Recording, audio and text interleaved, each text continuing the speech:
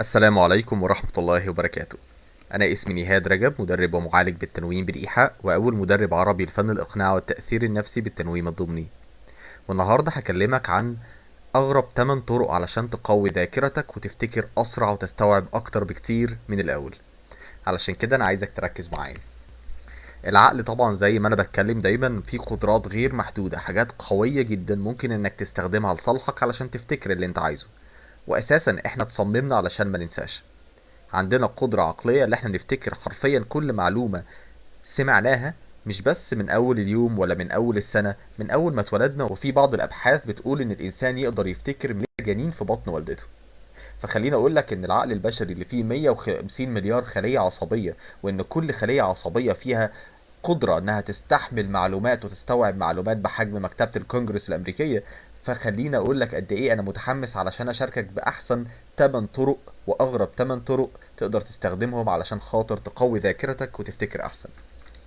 أول طريقة أتكلم عنها جيرمي دين، هي إنك أنت to clench your right fist، أو إنك أنت تعمل قبضة بإيدك اليمين. لو أنت عملت قبضة بإيدك اليمين في خلال ما أنت بتتعلم معلومة، فده حاجة بتساعد عقلك على التركيز أكتر وعلى قدرته في الاستيعاب بعد المعلومة اللي أنت كنت بتسمعها. وده طبقا لأبحاث واحد اسمه بروبر. لما عمل البحث ده على مجموعة من الناس، اللي خلاهم في خلال ما هم بيستمعوا لمحاضرة ان هم يعملوا قبضة بايديهم اليمين. واكتشف بروبر انك انت بتعمل قبضة في ايديك اليمين بايديك اليمين في خلال ما انت بتستوعب المعلومة، وبتعمل القبضة بايديك الشمال لما تكون في الامتحان ومحتاج انك تسترجع نفس المعلومة. اكتشف ان العقل لما تعمل قبضة بايدك اليمين بيكون عنده قدرة اكبر واكتر واحسن على الاستيعاب وعلى التركيز في المعلومة وعلى حفظ المعلومة أسرع. علشان كده أنا النهاردة عايزك أول حاجة تعملها إنك أنت تعمل قبضة بإيدك اليمين في خلال ما أنت بتسمعني دلوقتي، أو في خلال بعد كده ما بتسمع أي معلومة من المعلومات اللي أنت بتتعرض لها يوميا وعايز تفتكرها. موضوع انك تقبض ايدك برضو ليه مجموعة من النظريات النفسية والعلمية اللي بتفهمك بعد كده ليه موضوع قبض الايد اليمين فعلا بيأثر اكتر واكتر، وبيخلي العقل اكتر استيعابا واكتر تركيزا على المعلومات اللي بيستقبلها.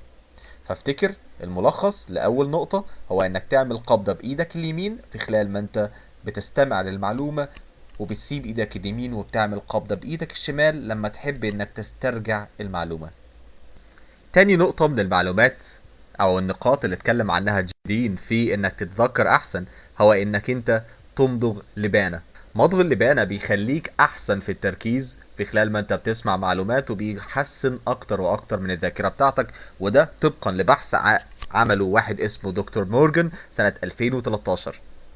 وده عن طريق ان هو اختبر الذاكرة السمعية لبعض الناس في خلال ما هم بيمضغوا اللبانة. اكتشف ان هي اعلى بكتير من الذاكرة السمعية للناس اللي ما كانوش بيمضغوا اللبانة في خلال ما كانوا بيستمعوا للمعلومات.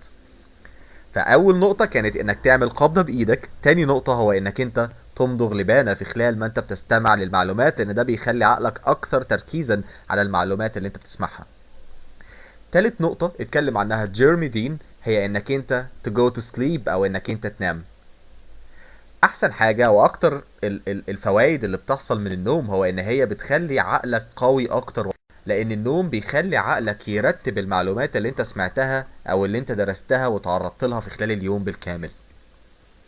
رابع نقطة اتكلم عنها جيرمي دين وحابب ان انا اشاركها معاكم النهاردة، هو انك انت to go for a walk، او انك انت تتمشى. اغلب الناس اللي بتعاني من مشاكل في الذاكرة بتعاني من مشاكل في الذاكرة مع تقدم السن. علشان كده انك تمشي بشكل مستمر ده بيمنع ان ذاكرتك تتأثر بشكل سلبي لما تكبر في السن. خد بالك انك لازم كل يوم ممكن تمشي 2 او 3 كيلو، مش هتاخد معاك اي وقت عشان تتعود انك انت مش بس رياضة، عشان كمان تحسن من ذاكرتك طبقا لبحث الواحد اسمه دكتور إريكسون سنة 2010. ودي كانت رابع نقطة، هو انك انت to go for a walk، او انك انت تتمشى من وقت للتاني كل يوم. اعمل الهواية بتاعتك انك تتمشى بعد كده من الذاكرة بتاعتك بشكل اقوى بكتير، وبيحافظ على ذاكرتك بعد كده في المستقبل من انها تحصل لها اي مشكلة مع تقدم العمر. خامس نقطة مهمة جدا هي فكرة انك stop smoking، او انك انت تبطل تدخين. انك تبطل تدخين ده موضوع مهم جدا، لان هو طبقا لهافرمان، دكتور هافرمان سنة 2011 اكتشف ان التدخين ليه اثار مدمرة جدا جدا على الذاكرة، وانك انت تبطل تدخين ليها القدرة، ابطيلك لتدخين هيخليك احسن وهيخليك ترجع ذاكرتك اقوى من الاول.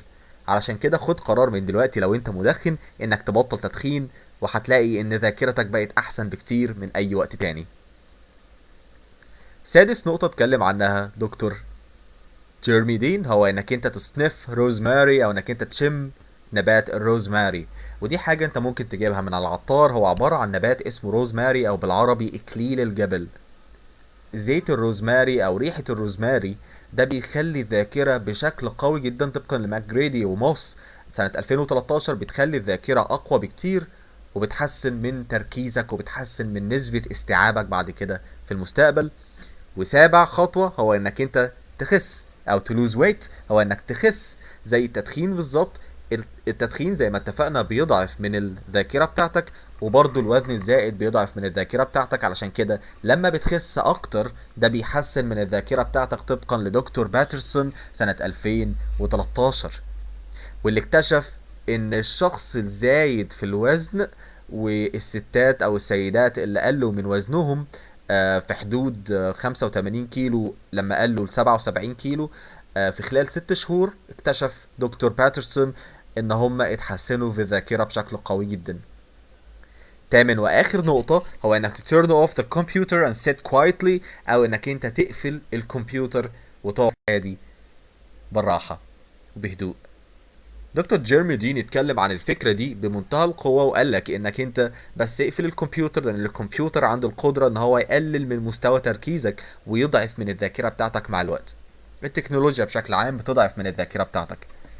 علشان كده انا عايزك تقفل الكمبيوتر، تبدأ انك انت تقعد تعمل مديتيشن او تعمل هيبنوسيس، تبدأ انك انت تاخد وقت الفترة لحالك هادية، تغمض عينك، تاخد نفس عميق، وتبدأ انك تريح عقلك عن اي فكرة ممكن تكون بتجيلك.